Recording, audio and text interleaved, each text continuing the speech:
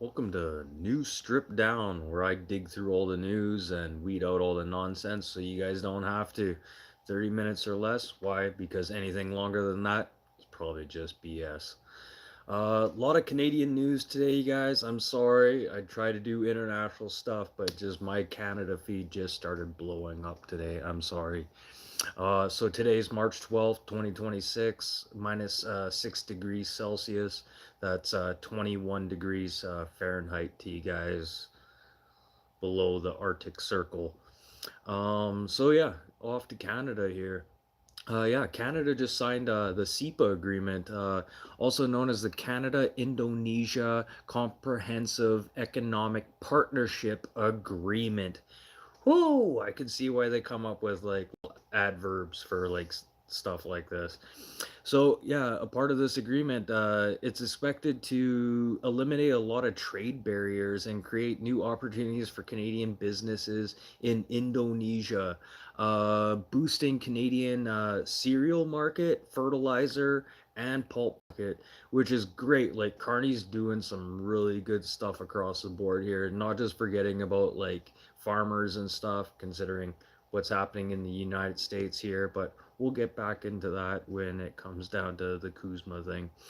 But yeah, Carney's just been pulling a rabbit out of his hat, like looking for other like opportunities here for Canada. And literally at the end of the day, like uh, instead of taking like deals by force, just open your hand. It's all it is. Just open up a vocabulary with some of these countries instead of just taking them by force. And I think this is what Carney is really proving here right now is that democracy is not dead and apparently is flowing very well with Canada right now. And then, like I said earlier, to Kuzma, the Kuzma deal here, they are currently discussing preparations happening ahead of the planned review of the Kuzma deal here. A recent survey showed that many Americans are definitely still in favor of this agreement. Little changes, though. Yeah, there is going to be some technological changes, some online changes, and automotive changes that are going to happen with this Kuzma deal. But even Americans right now, and like I said, like the, Trump right now is more worried about other things than worrying about, the farmers. And he's forgetting about the broad spectrum of farmers right now. Yes, there's the industrial market, which is really, if you break it down, this is the industrial market. This is how big the farmers market is. Okay, so if you can't get those trades out to market, then this Kuzma deal might just be dead. And yes, I know I'm kicking the cat myself by bringing up this Kuzma deal thing again and again. I'm sorry, but this is significant when it comes to trade between the U.S., Canada, and Mexico. And we should all be paying attention to this. Just me saying. If I'm paying attention to it, you should be too. And then still here in Canada, like I said, there's a lot of Canadian news right now. The Trans Mountain Pipeline that runs through Alberta in through to BC and what is it, to Coquitlam, BC, or just outside of Coquitlam. So they're talking about adding some additives to the oil sands oil in the pipeline so they could produce more oil per day just by adding some thinner, and this is going to help reduce friction and wear and tear on the pipeline. While there is still discussion on adding a third pipeline, because the pipeline I'm talking about right now is continued or finished in 2024. So that's two oil pipelines right now. There is talks about a natural gas pipeline to be run from Alberta into BC. Still, I don't know. I don't know. 6-7, 6-7. I don't know what's happening with that gas pipeline. And there was a bunch of funding that was supposed to go to a shipping yard that was designated strictly for natural gas. And I have yet to see anything about that. And that's been about 10 years. So It is what it is. And then Mark Carney, yeah, he was in Norway there for a bit here, observing the Arctic exercises there. Not only that, he's in talks with Jonas Storr there, and it's not Jonas, it's Jonas Starr. So he's out there making deals with him right now. No significant deals in between the countries right now due to the fact that he is still there doing talks right now. So within the next 2-3 days, we'll probably have some, probably the same kind of like signings that he's had with like the Philippines and what he just did with Indonesia. I kind of expect the same kind of deals here right now. And then no force taken. And then coming down to the, while he's up there, they're really pushing to showcase this Saab uh, program here with Carney, and hopefully Carney can finally like make up his mind here on what's happening. Like obviously with the F-35s that have been purchased. Okay, listen to me. These F-35s that Canada has already purchased, they're already on delivery. Blah, blah, blah. We don't have any say in that. Like, listen to me, people. Okay? But there is still funding out there for another line of aircraft. Okay? So don't be construed of what the media is telling you right now.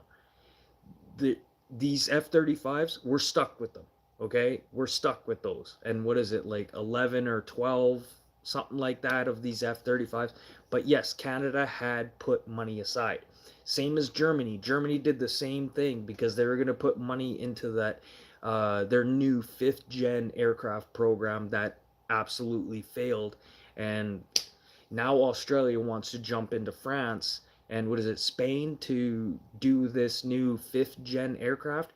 Well, what's the point when the US right now is working on their 6th gen aircraft?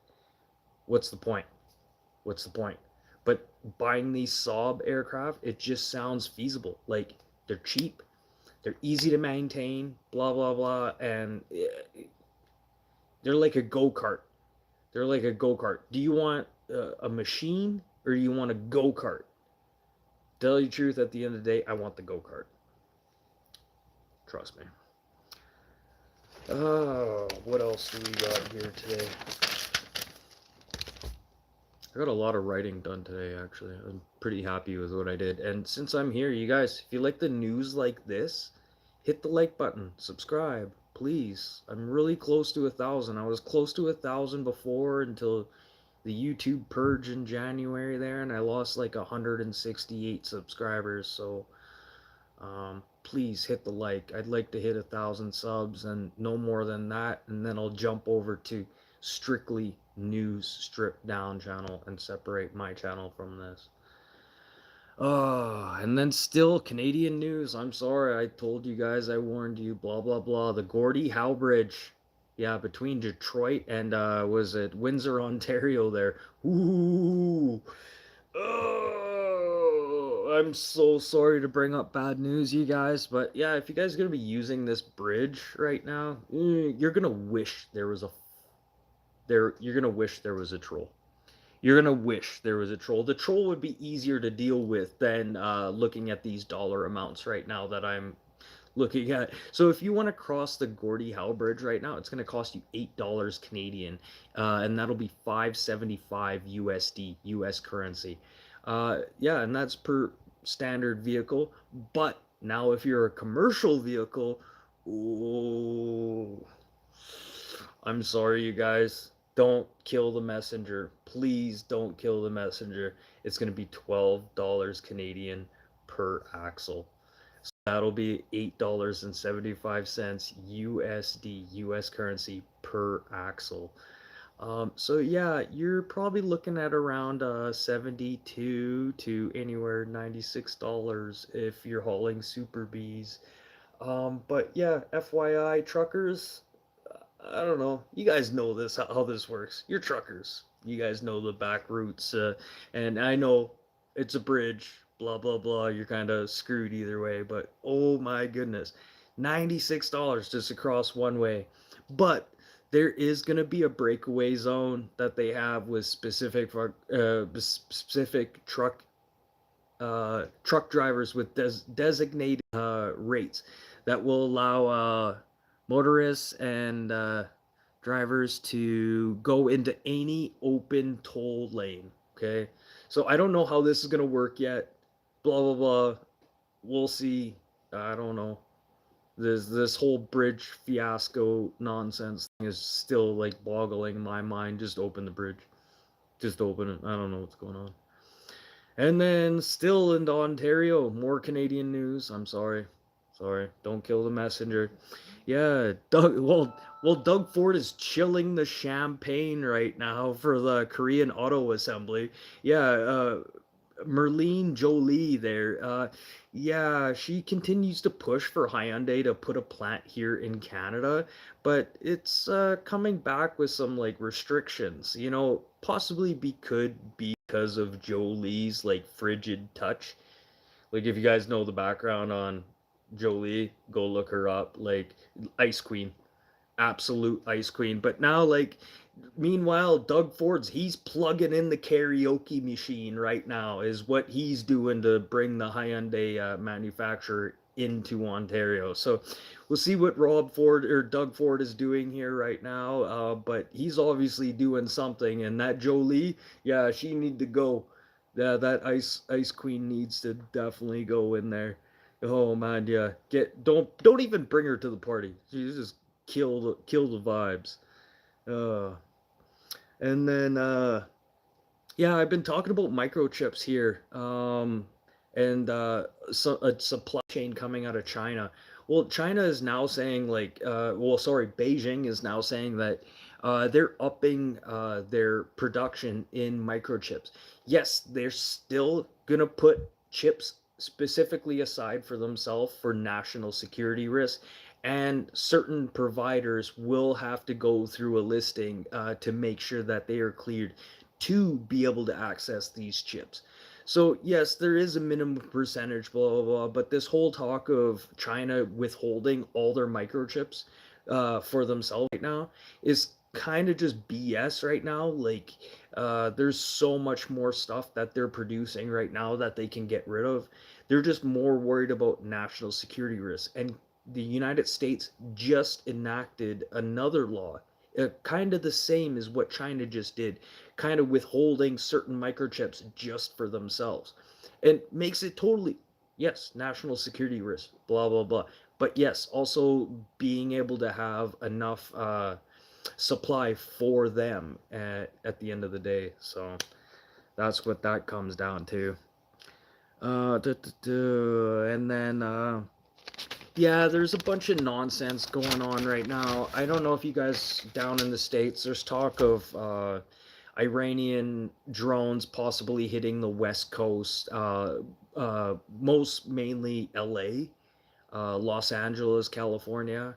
Uh, really, I think this is just either a psyop or a bunch of BS because me being from Canada and knowing people from the West Coast in British Columbia, Canada, you'd think they'd have some type of warning too.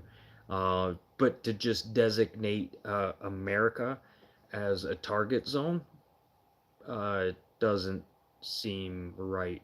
So I don't know. For any of you guys worrying out there, blah blah blah, I wouldn't be too worried about any of these drone attacks, blah blah blah. And if the U.S. says they're as powerful as they are, just it's a fear tactic. What they're saying right now is just a fear tactic. Don't worry about it by any means. And then today, you guys, it's a milestone for me. It is an absolute milestone. Okay, 14 minutes. If you guys like the news today, the way I did it, hit the like button, subscribe. Like I said, I'm so close to 1,000 subs, you guys. I was so close before, and yeah, like I said, YouTube did that purge, and I lost like 168 subs, and that really, I was that close then. I was that close then, and now I'm like that close. So if you guys could hit the subscribe button and tune in every Monday to Friday, 4 to 4:30 p.m. Central Time, that'd be awesome. News stripped down because Anything longer than 30 minutes is just yes, anyways. But yeah, my milestone today, you guys. I finished a book. I've been doing this for 27 days now. Oh, sorry, 47 days now. I've been doing this broadcast, and I've cracked another book. I have literally 1 page left in this book, you guys. 1 page. See, writing, empty page. And I'm gonna leave this book as is because I don't want to be jumping from book to book. But yeah, my second book, you guys. So that's pretty cool. Oh no, I had some other highlights on here too. Sorry. Yeah, and it's been 47 days since I've done this, you guys. Thank you guys for really being a part of this, and thank you guys for clicking in, hitting the like button. I would like more comments, please. Please, please, please. I would like more comments. Like, I like to react with you guys and stuff, but just generic comments and stuff just don't appease to me. I really want some really good comments, you guys. Even just some timestamps on what you thought that intrigued you and stuff like that. But I really need your guys' help here. Like, I don't want to beg, but yeah, I'm really fucking asking for help here. I can't do this by myself, and I can't pay for this by myself either. I am in talks with some people to do things, but really, I kind of want to just do this and have you guys like it, then pay me to do this. I know it sounds selfish, but everyone else is doing it. Oh yeah, and last minute, yeah, there's some tariffs that are just enacted on the UK here on some tin.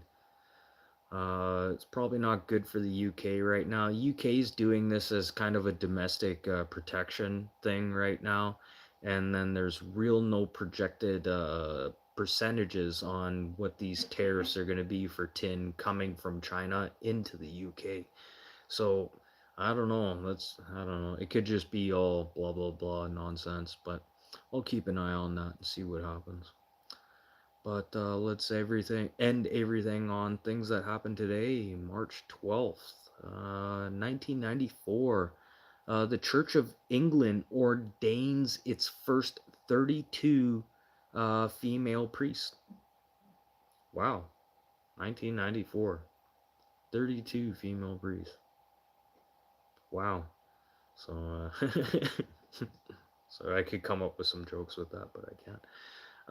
And then March 12th, 2020, NHL. Anyone remember the 2019-2020 season? Anyone remember what happened in hockey? Please, Bueller, anyone? COVID-19 stopped NHL from actually playing. So the 2019 to 2020 season vetoed. Doesn't exist. And you know what's kind of funny? If you go back and listen to some of my older videos where I talk about COVID-19, I talk about I got it in 2019. COVID-19 never happened till 2020. And I'm not talking about a Mandela effect. So, FYI, that's anyone else get really sick in 2019 and never really think about it? But the hockey noticed it, obviously, because they canceled it for that season. So waka waka. And then birthdays. Sorry, there's a lot more stuff that happened in history, but tired of talking about stuff like that. Famous birthdays. Mitt Romney, he's 79. Mitt Romney, he was a nominee for President of the United States. Mitt Romney. You guys gotta know the name. A lot of jokes and stuff, or punchlines made in his direction as well. And then Tammy Duckworth, 57. She was the first Thai American elected in Congress. Yeah, so she holds a seat. Oh, yes, she still holds a seat in Congress. So that's interesting. And then to celebrities, Liza Minnelli. She's 80 years old. That's crazy. Liza Minnelli, 80 years old. It's scary to see what she looks like now. Yeah. And then Daryl Strawberry. Speaking of baseball, ooh, Daryl Strawberry. Yeah, I didn't realize this. He's only 64. Daryl Strawberry. I thought he was like closer to his 70s. Yeah, I thought he was older than what he was. Yeah, that's pretty crazy. And then Aaron Edwards. He's 57. You probably remember him as Two-Face, Harvey Dent in the new Batman series with Bateman. Is it Bateman? Bateman. Uh, yeah, it's Bateman. Yeah, with the Bateman. Yeah, so the new Batman series. That's Aaron Edwards. He's 57. And then Jamie Alexander, female. Sorry, Jamie Alexander. I know it's probably confusing because, you know, 6'7". Jamie Alexander, she's 41, and she was an actress in the show Shield. Shield, all in capitals. Shield. And then also today, I don't normally talk about weddings or anything, but this is actually pretty significant, you guys. And sorry if I start crying because this is like very significant in my life. Um, well, not my life, but historically in my life. In 1970, Canadian American actor slash writer slash comedian Phil Hartman married his first wife, Gretchen Lewis, and he was shortly divorced after only 2 years with her. And if you guys don't know who Phil Hartman is,